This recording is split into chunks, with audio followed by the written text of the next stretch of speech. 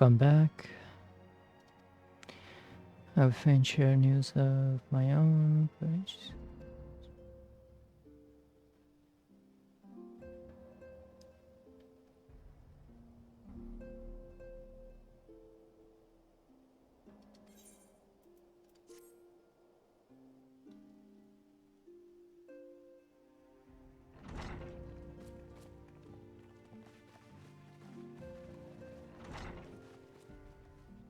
If everyone is ready, let us begin. Urianger, the floor is yours.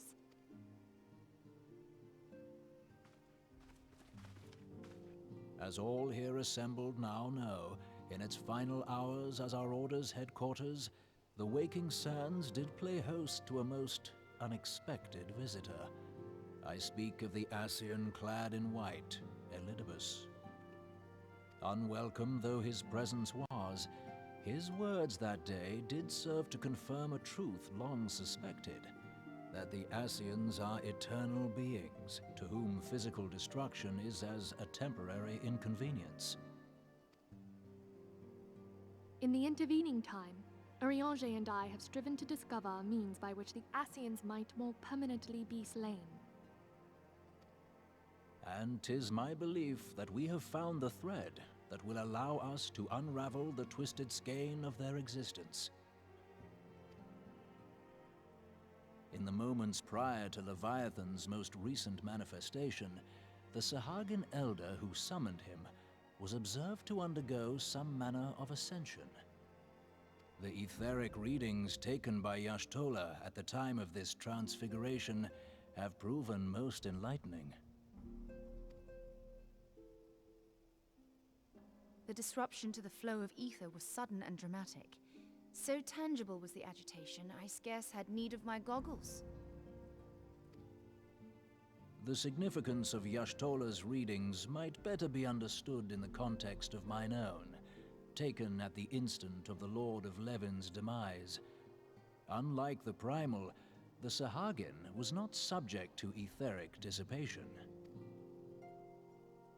Before discussing our new discoveries, it may benefit us all to recall what we know of etheric behavior.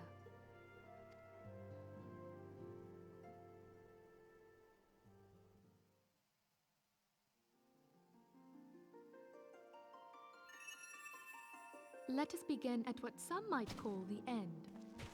When we who dwell in the material realm die, our spirits dissolve into the flow of ether and are returned to the ethereal realm. In turn, the restless energy which suffuses that plane streams back into our world, giving rise to new life.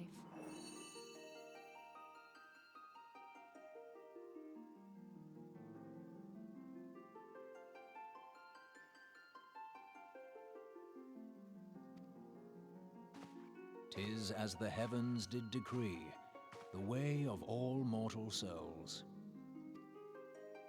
Twixt this world and the next do the ethereal currents swirl, bearing the very essence of life.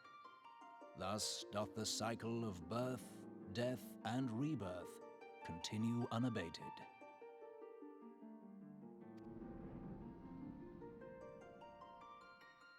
Primals behave somewhat differently. In order to manifest and then maintain a physical presence in this realm, they must consume vast quantities of ether, most often in the form of crystals. Though they may seem to live, their flesh is but ether given shape.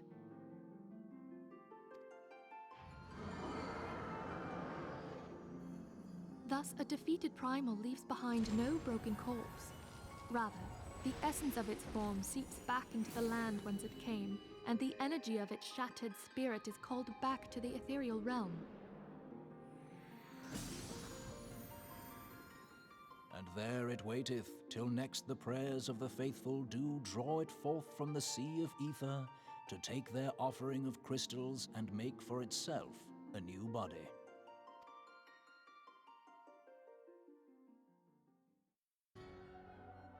Which brings us on to the third group, the so-called immortals. They exist in a manner all their own. Quite. Even as the Sahagin Elder fell to the Admiral's musket shot, I witnessed the release of an ethereal cloud, which immediately took possession of a nearby minion. A soul that dissipateth not upon the death of the flesh. The secret of life everlasting, and in the claws of a Sahagin no less.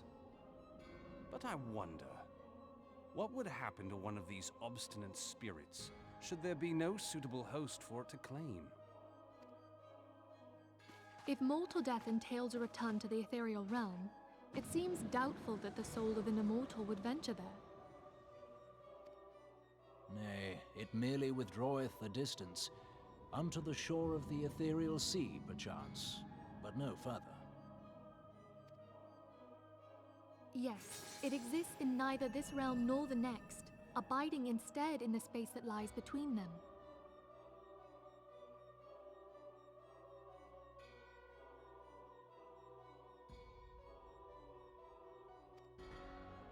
The Ascians took control of Thancred by means of a crystal of darkness, an artifact which, if our theories are correct, serves as a gateway to the place I have just described. I was hoping people had forgotten about that. I am sorry, my friend. For a mercy, the weary road of our research hath brought us unto an answer. The Sahagin ascended to an immortal state, but he did not possess a crystal of darkness through which to flee this realm. Thus was he consumed by Leviathan.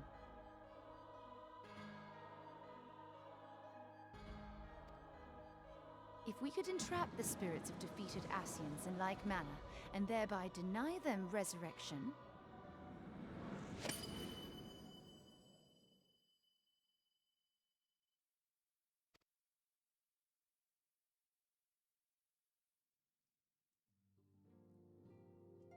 Therein lieth the path to victory.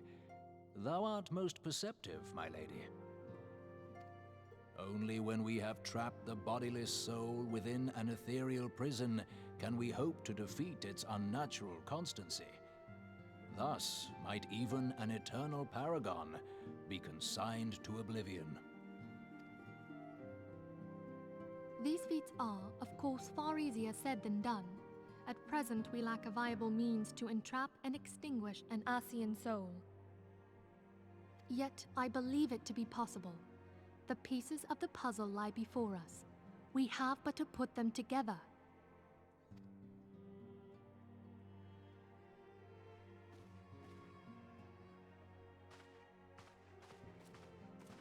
I will depart at once to convene with the sages of Sharlayan.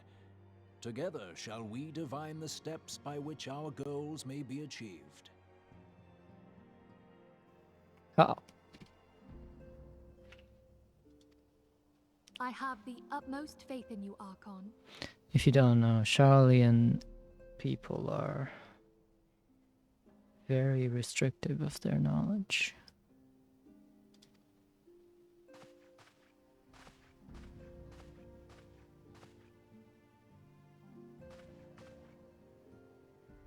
Beg pardon, antecedent, but I would raise one final matter. Even now, a Sharlayan survey party seeketh to ascertain the fate of the students of Baldessian. I did the, in my main character, I am doing the astrologian quest. That's how you can learn more about Sharlayan. Their findings shall soon be known to us. Though you harbor feelings of dread, I bid you surrender not to sorrow, but abide instead in hopeful prayer. I shall, Archon. Thank you.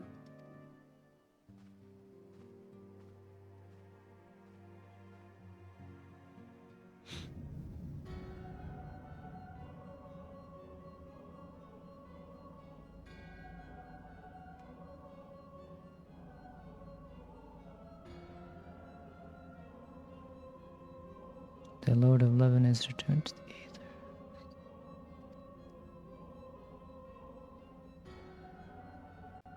Ramu acquaintance. Equations? Don't even know. Inferno, Vortex, Crag, Whirl, and Livin. All have now been humbled by Ultima. The limitless potential. Yup. Elidibus. Yet he prospers at great cost. Whose strength is all too finite. 7 times have the masses survived the return. But their souls have grown weak and vain.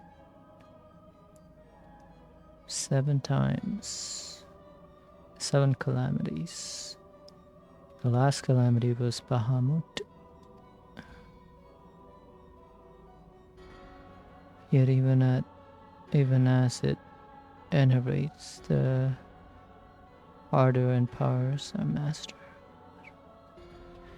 Strength of the gifted to forge the final key. And that is the task to which we bend our every effort.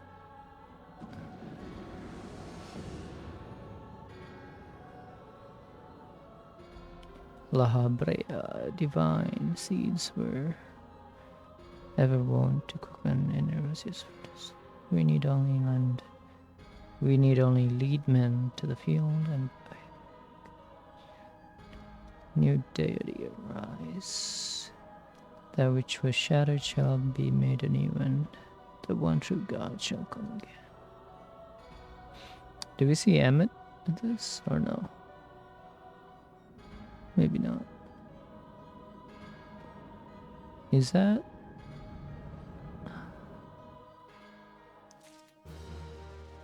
Zodiac? That was his name. I was trying to remember who he was. Guardian of Erosia.